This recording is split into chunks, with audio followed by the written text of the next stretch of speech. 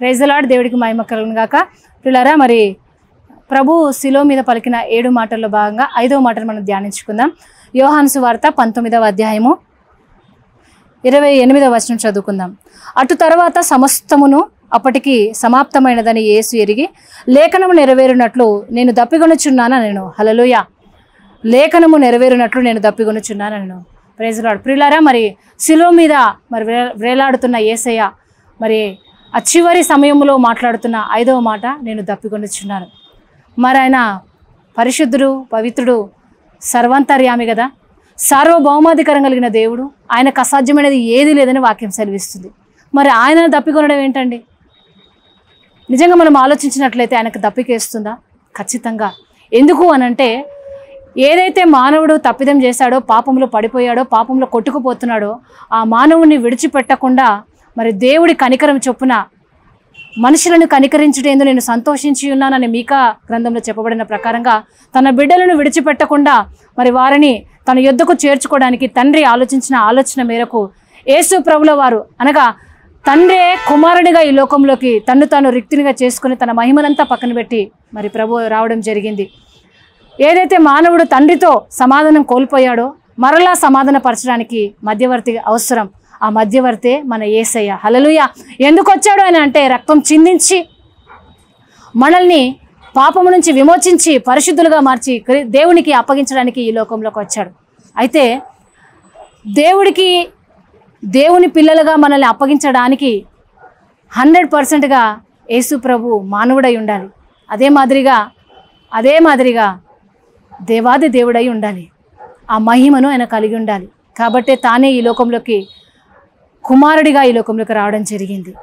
సిలువలో పలుకుతున్న మాట, అప్పటికే 4 మాటలు మాట్లాడి శరీరం అంతా కూడా సహకరించని స్థితిలో నలగొట్టబడి రక్తమంతా కార్చివేయబడి ఇక ఓపిక లేని స్థితిలో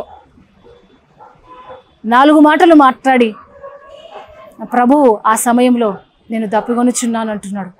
మరి 100% మానవుడిగా ఉన్నాడు కాబట్టి తను శ్రమ పడిన దాన్ని బట్టి, తన శరీరం నలగొట్టబడిన దాన్ని బట్టి శరీరము దప్పిగొనుచున్నది.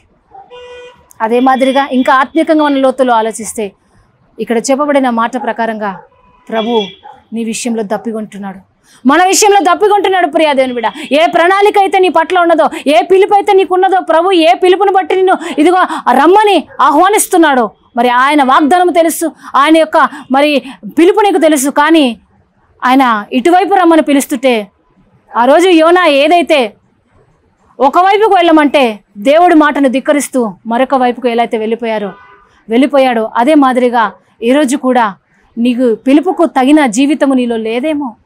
నీ పట్లనే దప్పిక కలిగి ఉన్నాడు. నీ తలాంతులు ఎక్కడ పోయాయి? నువ్వు ఒకప్పుడు పాడిన పాటలు ఎక్కడ పోయాయి? నువ్వు దేవుని సన్నిధిలో గడిపిన సమయం ఎక్కడ పోయింది? దేవుని దగ్గర కన్నీరు విడిచిన సమయాలు ఎక్కడ పోయాయి? ప్రియా దేవుని బిడ్డ, నీ పట్ల దేవుడు ఎదురు చూస్తున్నాడు. త్రాగుడికి అలవాటైపోయి శరీర కార్యాలకు లోబడి వ్యామోహంతో, డబ్బు మీద వ్యామోహంతో, శరీరం మీద వ్యామోహంతో, అది పాపం అని తెలిసి కూడా ఈడవబడుతూ పరిశుద్ధిని విడిచిపెట్టి, పవిత్రుని విడిచిపెట్టి, ఆయనే నిజమైన దేవుడని మరచిపోయి, ఆయన ద్వారానే పరలోక రాజ్యానికి ద్వారం మరి ఉన్నదని మరచిపోయి బాధ్యతారాహిత్యంతో పరిగెత్తుతున్నావే. ఈరోజు దేవుడు అంటున్నాడు, నా కుమారుడా. ఆ రోజు తప్పిపోయిన కుమారుడు ఎలా అయితే తండ్రి యొద్దకు వచ్చాడో, ఈరోజు నీవు కూడా తండ్రి యొద్దకు రావాలని ప్రభువు ఇష్టపడుతున్నాడు.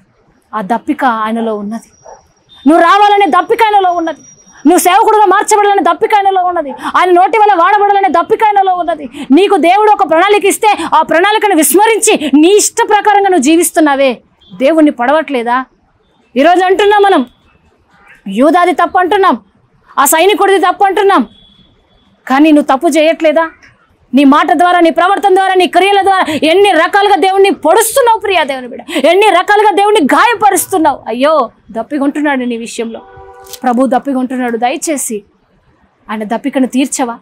ఈరోజు ఈ మాటలు చదివితే నేను ఆ రోజు అక్కడ ఉంటే ఆయన దప్పికను తీరుస్తానేమో అనే ఒక ఆలోచనలో ఎన్నో మాటలు మాట్లాడుతుండొచ్చు. కానీ ఈరోజు నీ విషయంలో దప్పిక కలిగి ఉన్నాడు. ఆయన దప్పిక కలిగి ఉన్నాడు. రా ప్రియా దేవుని బిడ్డ, ప్రభు సన్నిధికి రా, ప్రభు యొద్ద మోకరించు, ప్రభుతో సహవాసం చేయి, ప్రభుతో నడు. రబ్బా స్తోత్రం. పరిశుద్ధాత్మ శక్తి నీ మీద విడుదలవుతున్నాయి. దేవుడు నీతో ఉన్నాడు. భయపడొద్దు. నీ పట్ల దప్పిక ఉంటున్నాడు కాబట్టి ఆ దప్పికను తీర్చడానికి నువ్వు తగ్గించుకొని దేవుడికి అప్పగించు. మరి సిలువలో పలుకుతున్న మాట, నేను దప్పికొనిచున్నాను. ప్రియా దేవుని బిడ్డ, ఇంకా విసిగించకు ప్రభుని, ఇంకా గాయపరచకు ప్రభుని. ఎక్కడెక్కడ తొలగిపోతున్నావు, ఎక్కడెక్కడ తప్పిపోతున్నావు, ప్రార్థించు, దేవుడు నీతో మాట్లాడతాడు. అటువంటి కృప దేవుడు మనందరికీ దయచేయునుగాక. ఆమేన్. Praise the lord.